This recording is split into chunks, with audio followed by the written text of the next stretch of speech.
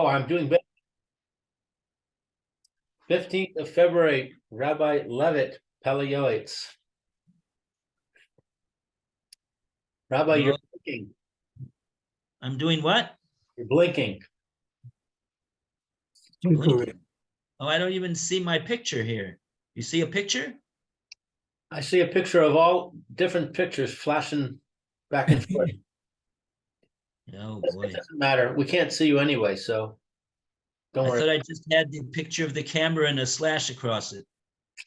Right, we got that. Plus I've got Roy, I've got myself, I've got Meir.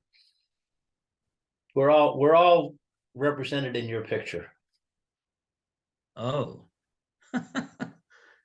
Okay. Well. Okay. Well. Tomorrow I won't be here. Mirza Hashem, I'm going to the hospital to get my eyes checked. Oh, it's a checking. Okay, it's not a procedure. It's a checking and a scheduling of my surgery. Oh, okay. Okay, Bez Hashem, it should be with bracha and hatzlacha. Amen. Amen. Bez Hashem. Okay.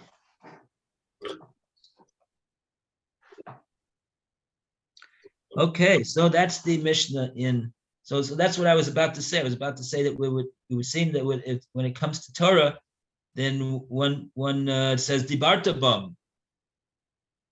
Means that one should speak words of Torah, and not of course devarim b'telim. But even then, sometimes the best way to get the point across is to use as few words as possible. We see that Rashi does this, and so sometimes we have to, like Roy says, think before we speak and try to say it in as concise and as clear and understandable way as possible. And that's the even when it comes to Torah, that's the way it is. Okay, so that's the Mishnah. We'll go back to the Pele Yoetz. And we continue with, we did number 8. We did number 8, but I don't think I think we got up to number 9. So we're doing number 9 today. Okay. I read number 8, I think.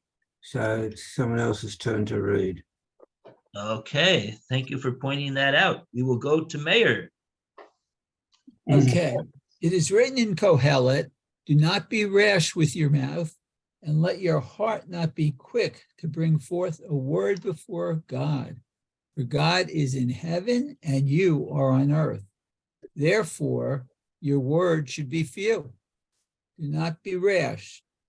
He means to say that your mouth should have no blemish, which is a rash and an outer shell with your mouth.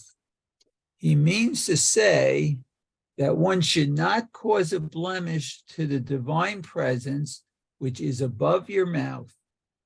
And let your heart not be quick to bring forth a word before God. He means to say that you should think that you are standing before God and he is listening to your words. If so, do not hastily utter a matter of holiness that you speak before God. First, you should be deliberate, for God is in heaven.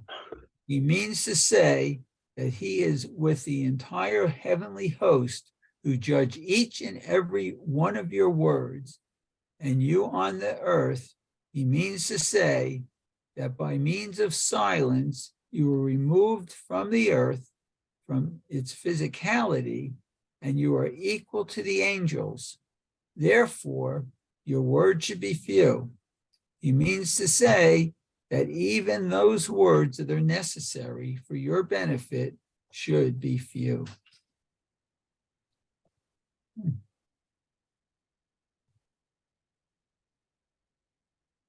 Okay, very good.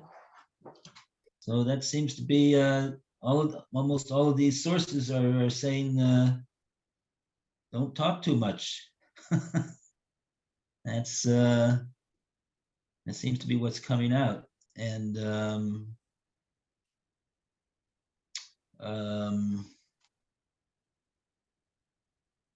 yeah. I had a science teacher in 7th grade who always said, engage mind before mouth. Right. Oh, interesting. Very good.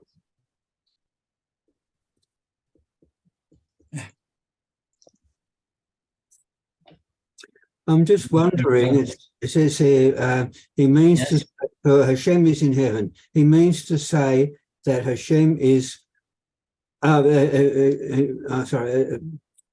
that, if so, do not hastily utter a matter of holiness that you speak before Hashem. First, you should deliberate, for Hashem is in heaven. So in deliberating, if you happen to deliberate aloud, would Hashem be judging those words or the words that you decide to be used?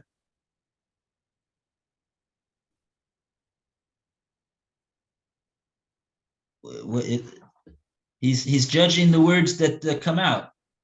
Yeah, but if you're deliberating, Yeah. like talking to yourself or saying, I think I should do this, but if I say that, that's going to hurt him, so I better put it in another way. So all those words I've just said now, Okay. not part of what I want to say in the end. It's me deliberating. So are those words being judged as well as the final words out? Oh, I see what you mean. Well, does Hashem only judge actions and words? Does he not judge a person's makshavas? Yes, that's true. Machshava means what it means to do, his thoughts. So Hashem judges a person for his makshavas, yeah, of course. Right? Right. Right? So, right. Okay.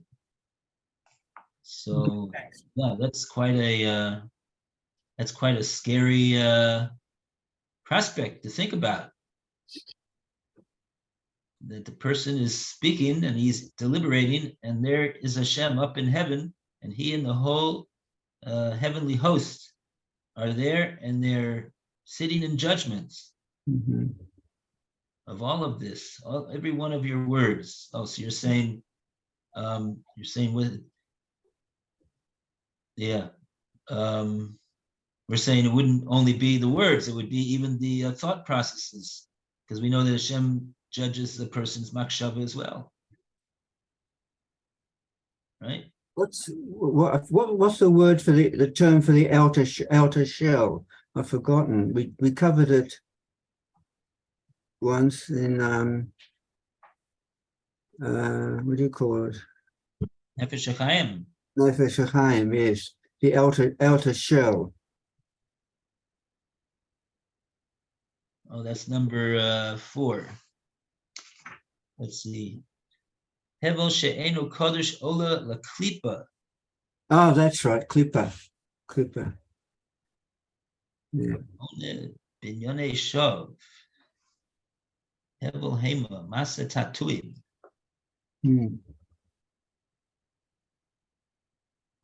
Yeah. So what was I going to say?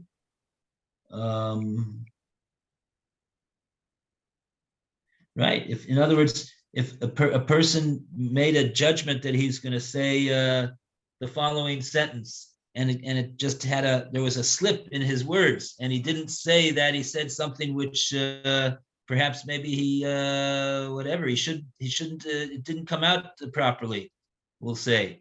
Hashem knows that in his machshava, he didn't really intend to say those words. And he knows that the words that came out were not the words that he intended to say. So Hashem judges, both. He has the whole picture on the what the person said and whether that was his intention to say that what he said because he knows about his thought process of what he was planning to say and how much he did plan to say if he did do so. But the main thing is that if Hashem does see that we're deliberating on the words that we're going to say, that itself is a great schus, because Hashem sees that we're doing because we care about to say the what's proper and what should be said, and therefore we deliberate before we say so. So that itself will be a merit for us, a schus. Okay. Number 10, we go to Lou to continue. It is written. It is written, for behold, he makes mountains and he creates wind. He tells man what his deeds are. Our sages commented, even things that are not substantive are written in a man's journal, and they are read before him on the day of his death. Woe unto a person who is not careful in this regard. How many journals will be filled with those things? The sages said in the Holy Zohar, every word that a man utters from his mouth ascends above and pierces the firmaments. There it is analyzed and judged. It is written, who is the man who desires life and who loves days to see good? Guard your tongue from evil. He means to say that someone who overcomes his evil inclination and guards his tongue from evil, meaning idle chatter, which is like a wanton wasting of semen, that is called evil, is worthy of being called a man, since he overcomes his evil inclination and does not speak at the time his evil inclination entices him. Who desires life, he means to say that the guarding of one's tongue causes closeness to Hashem, who is the essence of life, who loves days to see good. He means to say the world to come. The word netzor is from the same etymological root as the word matzor, which means a wall. This indicates a tremendous guarding that is necessary. This indicates the tremendous guarding that is necessary. Oh, right, like it says in the pasuk in Tehillim, Netzor l'shon chemera. It doesn't say Shemor l'shon chemera, but it says Netzor l'shon chemera.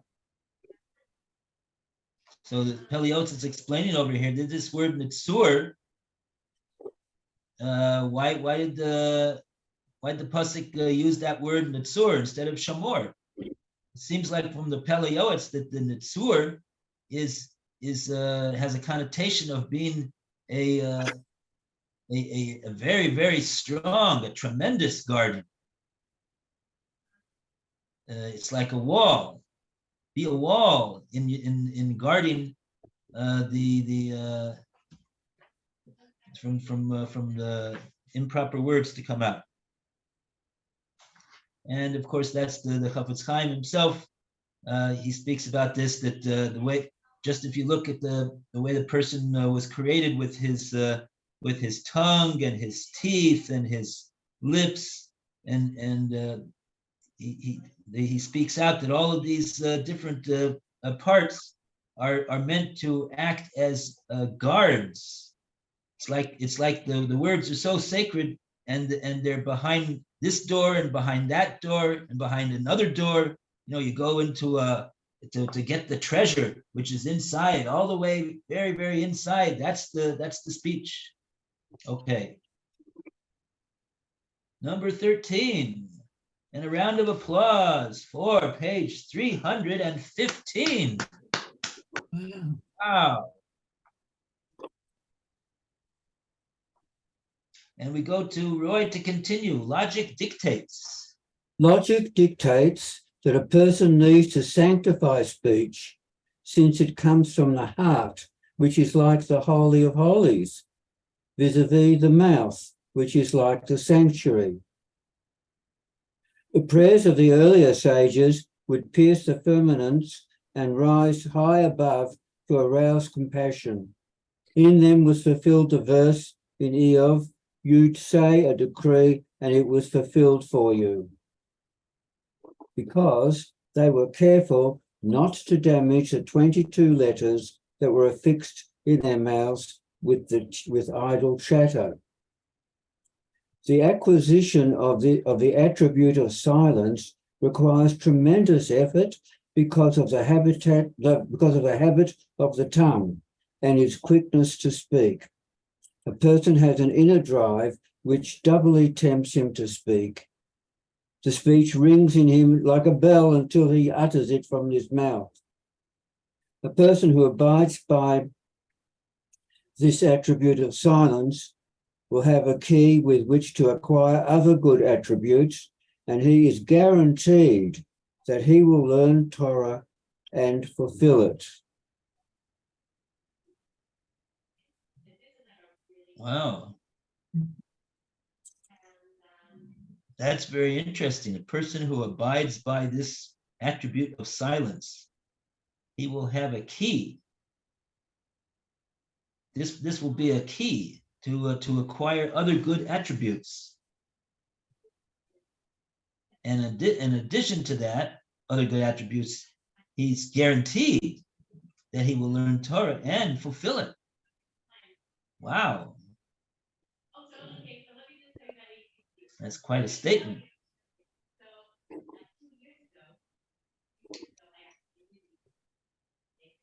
Okay.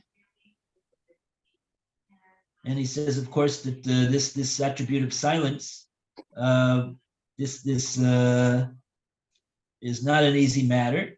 He says it requires great effort to do this, to achieve it, because it's really going against the nature of the person, and even not only the nature of the person, but the way that the way Hashem made him. He says the tongue and the 11:30. 11:30. Okay, Yeah. not an extra word. It's not 11:30. No, I'm talking to my wife. Sorry. Oh, okay. Okay. So in other words, also it's so easy to say to speak. The words come out of the mouth in seconds. Say Chavetz Chaim says you could say 200. He says an average speech. He says it's 200 words in 1 minute. In 1 minute, so that means you're saying like more than 3 words a second. And so he's talking over there about Talmud Torah. You got, and each word is a mitzvah unto itself. So in 1 minute, you could get 200 mitzvahs of Talmud Torah, and each one of those mitzvahs is keneged kulam. Wow. Okay. So to acquire this attribute of shtika is a great assistance in the learning of Torah. Okay, number 16, a person. And we go to Meir, I believe. Okay, 16. A person who habituates himself with silence will gain proper intention in prayer, and it brings him to humility and fear of heaven, because he thinks that he is before God, and this is why he is silent, in order not to anger him with words. He will acquire all of perfection through this. Let's see. Oh, here it's in 17. It is stated in a Mishnah Avot, a protective device for wisdom is silence. This is because a Torah scholar who speaks idle words causes an equal number of words of Torah to abandon him. Wow. Oh. Oh. Protective device for wisdom is silence. Where does he get that? It's because a Torah scholar who speaks idle words causes an equal number of words of Torah to abandon him. Where does he get that idea? Is that in Pirkei Avot? Yeah, he's quoting the Mishnah in Avos, but I mean, I understand that because here you have someone who is a Torah scholar, right? So when it comes to Torah, he's got what to say, right? He could go on and on about Torah. he's a Mayanim Misgaber. He can you know, he knows so much. So he could so a person like that who speaks words that are not words of Torah. They're words that are even he says idle words, not even words that are necessary to be spoken. So he says that let's say that he speaks 200 idle words in 1 minute, right? So instead of speaking those idle words for that 1 minute, and then of course he goes right back to talking about Bava Kama, right? So he's continuing 200 mitzvahs in this minute, 200 mitzvahs in that, in the next minute, and the next minute after that, thousands and thousands and thousands of mitzvahs of Talmud Torah Keneged Kulam. Wow! But for that 1 minute that he spoke idle chatter, he could have spoken. He's quite capable as a Torah scholar of speaking in that 1 minute words of Torah. And so I understand what he means over here when he says a Torah scholar who speaks idle words, he causes that equal number of words of Torah to abandon him. In other words, those words that he would have spoken if he had stuck to Torah, they abandoned him, meaning that he doesn't get the mitzvah of having said those words, because instead of saying the words of Torah, he said words of idle chatter.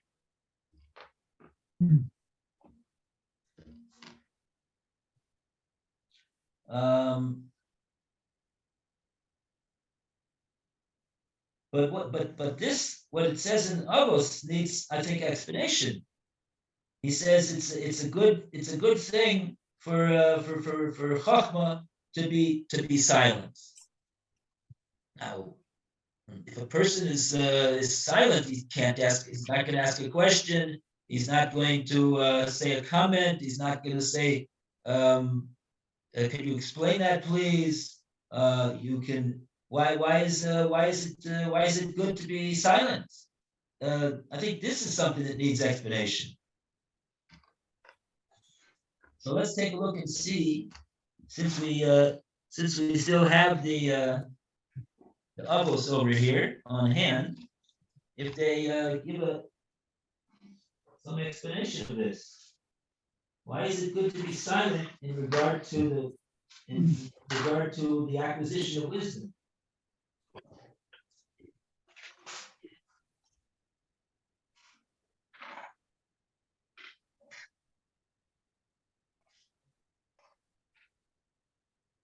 Okay, 313.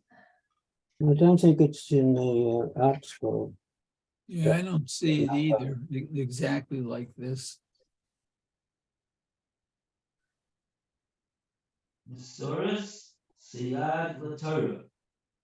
The closest at the moment is number 3, Mishnah 3. Siyag Lachachma Shtika. There it says it. It's the last 3 words of the Mishnah Yud Gimel. Yeah. The last 3 words. Yes. So it says Rashi over here.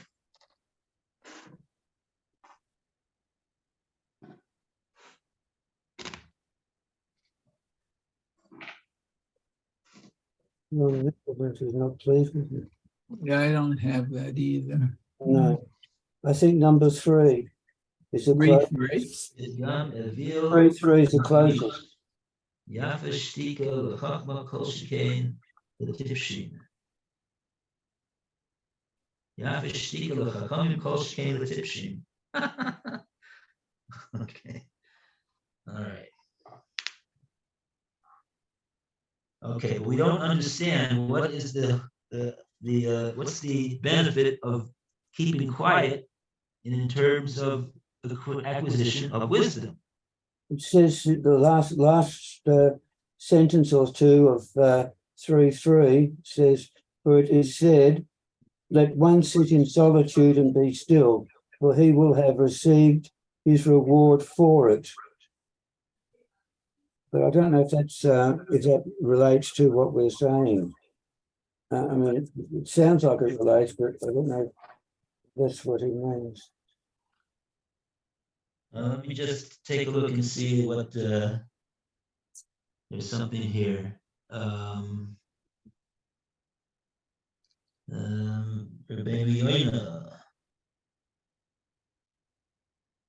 Yonah says, wow, he says and says and says. He's not silent, not at all.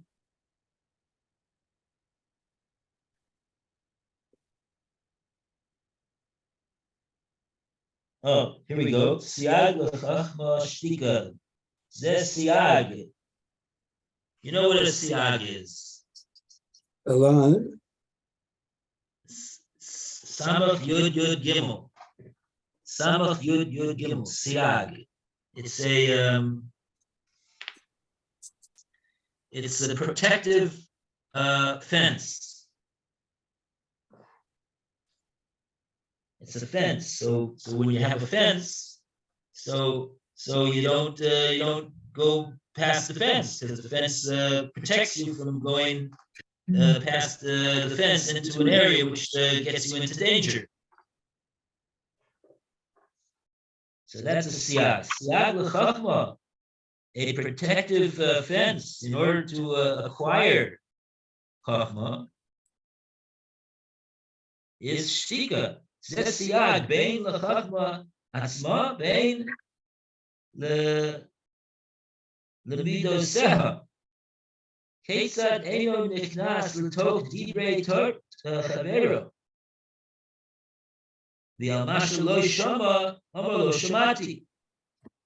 Oh.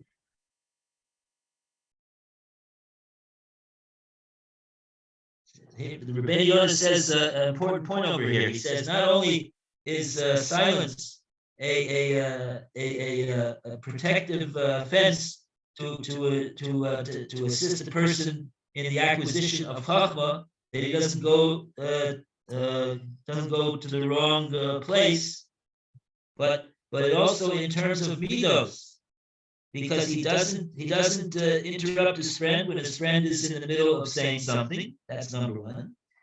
Not to say that anybody does that over here, but that's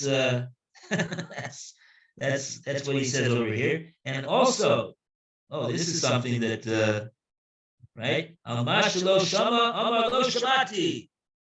On what he didn't hear from his teachers, he says, I did not hear. I did not hear. What does that mean? I did not hear. So he's not allowed to think about it himself and say what he thinks about the matter. That's a very, very high midah. This is that's the meter that Rabbi Yonah is telling us. Okay. Let's see a little bit further if he says anything that we could take away. V'afal pi she'eino machlal hashtika mevia lidei kach v'chachma ketzad. How is it that shtika brings a person to chachma? This is what we want to know. Now he's going to tell us something. Ketzad she'eino medaber b'fnei mi shegolu mimenu b'chachma ki alomed b'fnei rabo b'roa svora achas talacha al yakshov b'yad ki hi ha'amitis. When we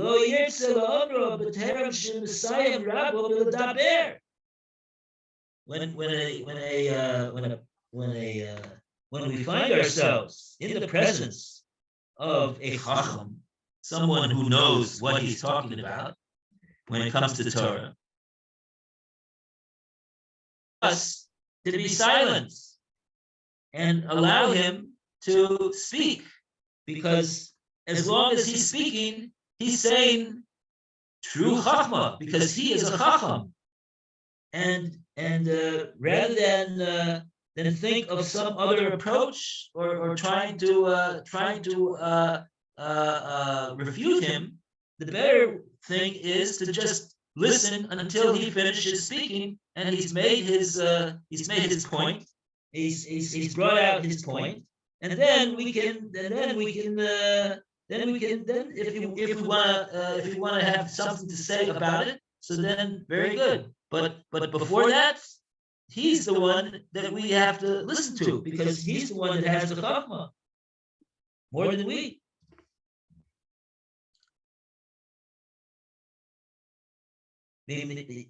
But if he doesn't, if he interrupts him before he if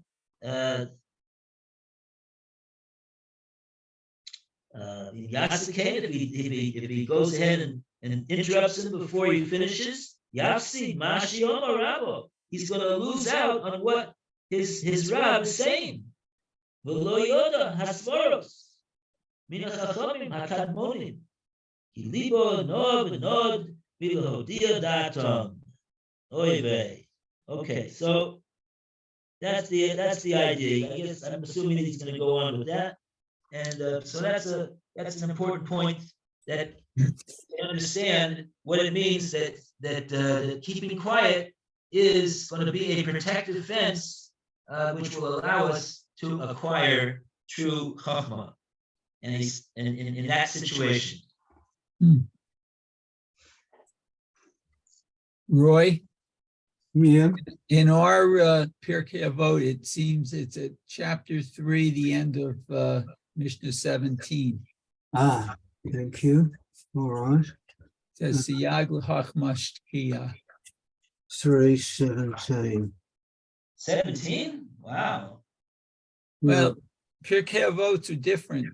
I have like 3 different Pirkei Avot, and they all have different pagination and everything. Oh, a protective fence for wisdom is silence. And he says here it's 3:13. Yeah, in our Sefer, yeah. So it's 3:17. Oh, I see. Okay. All right. Wow.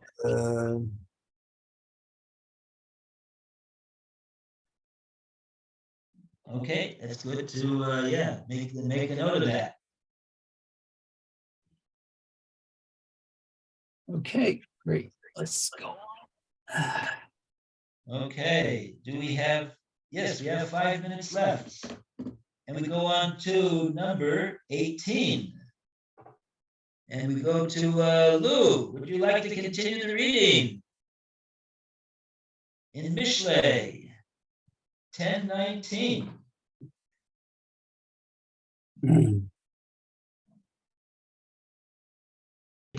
Sorry, I was muted. It is written, wrongdoing will not cease in an abundance of words. One who spares his lips will be wise. He means to say that this person has the intelligence to speak when it is proper to speak, and his intellect overcomes his evil inclination and restrains him from speaking in a place where it's not proper. Because his intellect is master and chief, everything that he desires he will do. The Holy One, blessed be he, creates for the mouth 2 doors, the lips and the teeth, in order that he will close them and guard his tongue, just as one guards silver, gold, and pearls. It is written, all words are wearying, no man is able to speak. And it is written, and you will speak in them, and not in idle chatter. From here the sages learned a person who speaks idle chatter violates a positive and a negative mitzvah. It is written, you have wearied Hashem with your words. Our sages commented, the Holy One, blessed be he, said, the creation of the world did not cause me any weariness. As it says, he will not tire and he will not weary. What causes me weariness? A person who speaks idle chatter before me. This is the most problematic wrongdoing of them all. Woe unto the person that causes this to the creator of the world. If this is what was said about idle chatter, how much more so must a person shudder and be faint about prohibited words? A man who is a Jew and believes in the words of our holy sages, that they are true and their words are true, should write these words and place them in his satchel as a remembrance between his eyes, and he should speak about them daily. Perhaps he will succeed, blow back his hand and guard his mouth little by little until he acquires the attribute of silence. A protection for this is that he should assume a prohibition upon himself, not to be in the company of ignoramuses and drifters. Rather, he must wear a holy garment or associate with God-fearing and reverent men who have pity upon their souls and the honor of their maker, and who speak only good. How goodly is their portion. Okay, that is number 20. Okay, very good. So that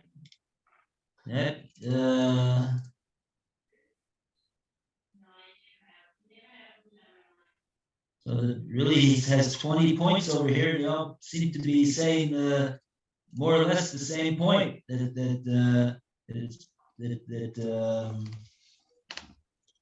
less words, the better. The less words, the better. And that will make sure that the person's words are proper and according to what he should say. Okay. Very good. And with that, we'll conclude. And we wish Mayor a wonderful day today. Thank you very much, and all of you should have wonderful days. Thank you. Amen. I will. Okay. We'll be back soon. Okay. All right.